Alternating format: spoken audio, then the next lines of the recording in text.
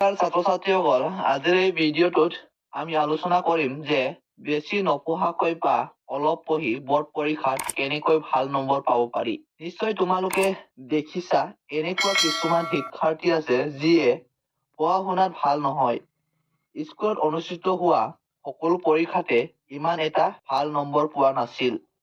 যাৰ syllabus complete হোৱা নাছিল, যাক কোনেও আশা কৰা নাছিল, কিন্তু তেওঁ বৰ্ড পৰীক্ষাত এবাৰতে পাছ কৰিছে। তেওঁ এনেকুৱা কি কৰিছে যাৰ ফলত তেওঁ একেবাৰতে বৰ্ড পৰীক্ষাত পাছ কৰি দেখুৱাইছিল। বহুত শিক্ষাৰ্থীয়ে কয়, মোৰ চিলেবাছ কমপ্লিট হোৱা নাই, মোৰ পঢ়া পাতি হোৱা নাই, মোৰ প্ৰস্তুতি হোৱা নাই, মই এতিয়া কি কৰিম?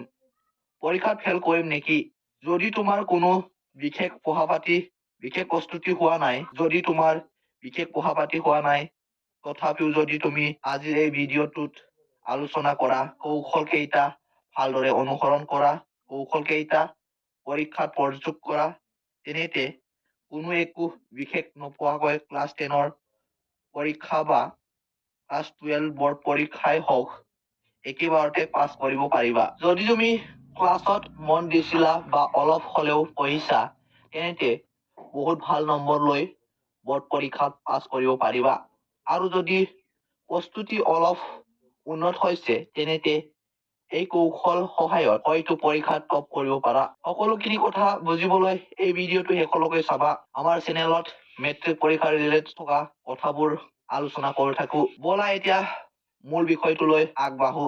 প্ৰথম কামটো হ'ল এতিয়াৰ পৰা পৰীক্ষালৈ যিমান দিন বাকী আছে বা যিমান সময় বাকী আছে, কিতাপ পত্ৰ মেলি অলপ চিনাকি হৈ লোৱা। দৈনিক প্ৰতিটো বিষয়ৰ প্ৰতিটো পাঠৰ মূল বিষয়বস্তু, প্ৰশ্নৰ উত্তৰ, অংক, ফৰ্মুলা, যেনেদৰে পৰীক্ষাত প্ৰশ্ন আহে, সেইবোৰ কমেও 3-4 পেজকৈ লিখা।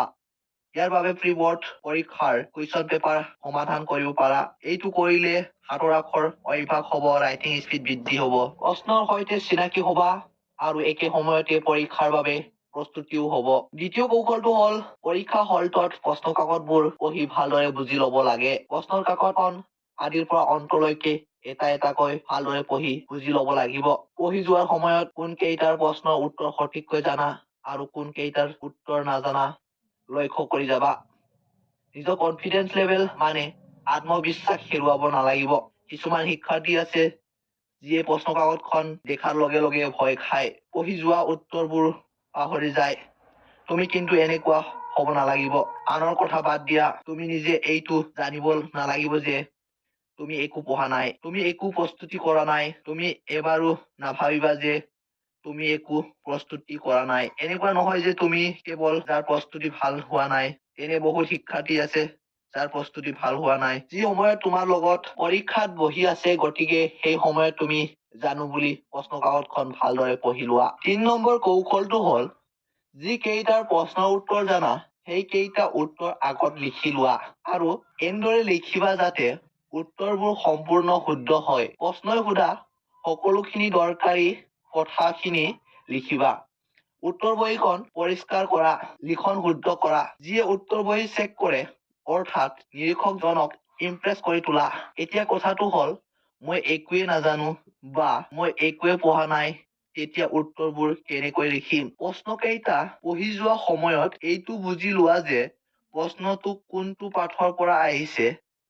কিছুমান প্ৰশ্ন এনেকুৱা থাকে যে য'ত উত্তৰটো লুকাই থাকে বা প্ৰশ্ন কাকতখনত তাৰে উত্তৰ থাকে। প্ৰশ্নত থকা শব্দবোৰ মন কৰা, যিটো পাঠৰ পৰা প্ৰশ্নটো শুদ্ধ হৈছে, সেই পাঠৰ পৰা প্ৰশ্ন লগত সংগতি থকা যি কথা তোমাৰ মনত আছে, সেইবোৰ শব্দত লিখি প্ৰকাশ কৰা। 4 নম্বৰ কৌশলটো হ'ল পৰীক্ষাত প্ৰশ্ন কাকতত থকা সকলো প্ৰশ্নৰ উত্তৰ লিখিব লাগিব। এতিয়া কবা যে মই নজনা প্ৰশ্নৰ উত্তৰ কেনেকৈ লিখিম?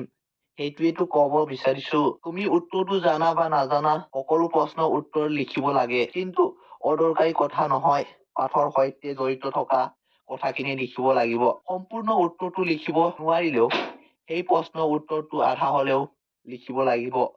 বৰ্ড পৰীক্ষাত ষ্টেপ মাৰ্কেটিং থাকে, মানে উত্তৰটো আধা লিখিলেও যদি অলপ শুদ্ধ হয় তেনেতে নম্বৰ পাবা।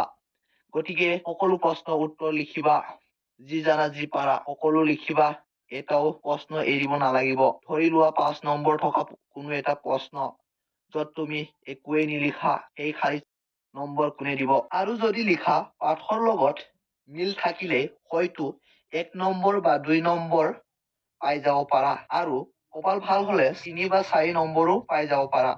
এতিয়া শেষৰ কৌশলটো হল কোনো এজন পৰীক্ষাৰ্থীক নিৰীক্ষকজনে ব্যক্তিগতভাৱে চিনি নাপায় বা উত্তৰ বহীখনত ৰোল নম্বৰো নাথাকে। এইটো এটা বেলেগ প্ৰক্ৰিয়াৰ মাধ্যমেৰে কৰা হয়। নিৰীক্ষকজনে নাজানে যে পৰীক্ষাৰ্থীজনে কেনেদৰে পৰীক্ষা দিব গৈছে, তেওঁ পঢ়িছে নে নাই, তেওঁ প্ৰস্তুতি কৰিছে নে নাই। একমাত্ৰ উত্তৰ বহীখনে পৰীক্ষাৰ্থীক পৰিচয় হব। গতিকে আমি উত্তৰবোৰ এনেদৰে লিখিব লাগিব যাতে নিৰীক্ষকসকলৰ ওপৰত মানসিক প্ৰভাৱ পৰে। আমাৰ উত্তৰ লিখন ধৰণ পৰিষ্কাৰ লিখা দেখি নম্বৰ দিবলৈ বাধ্য হয়। উত্তৰ বহীত উত্তৰ বিপৰীত প্ৰশ্নৰ উত্তৰ শুদ্ধকৈ লিখিবা। সঠিক পৰিমাণ খালী ঠাই এৰিব লাগে, বেছি কটাকটি কৰিব নালাগে। মুঠতে উত্তৰ বহী চাফ চিকুণ হব লাগে, তেতিয়া পৰীক্ষাত ফেল কৰাৰ প্ৰশ্নই নুঠে। আশা কৰো তোমালোকে এই কথাখিনি আজি ভালদৰে বুজিবা। এই ভিডিঅ'টো বন্ধুবৰ্গলৈ শ্বেয়াৰ কৰি দিবা আৰু এই ভিডিঅ'ত কমেন্ট কৰিবলৈ নাপাহৰিবা। অতি সোনকালে নতুন ভিডিঅ'ৰ সৈতে লগ পাম। আজিৰ ভিডিঅ'টো ইমানতে সমাপ্ত। ধন্যবাদ।